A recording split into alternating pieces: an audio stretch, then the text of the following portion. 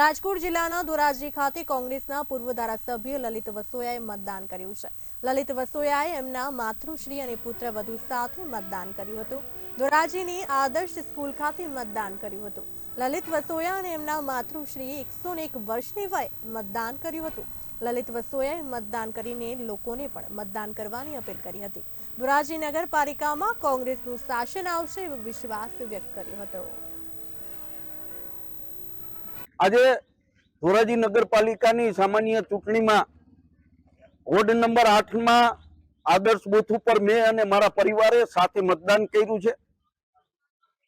101 વર્ષના મારા માતુશ્રી એની જિંદગીમાં જેટલી પણ ઇલેક્શનો આવી છે ગમે ત્યાં હોય પણ મતદાન અચૂક કરે છે। આજે પણ એમને મતદાન કર્યું છે। ધોરાજી ઉપલેટા અને ભાયાવદર આ મત વિસ્તારના 3 નગરપાલિકાની ઇલેક્શન છે। એ ત્રણેય નગરપાલિકાની ઇલેક્શનમાં અમે વિજયી થશું એવો મને વિશ્વાસ છે।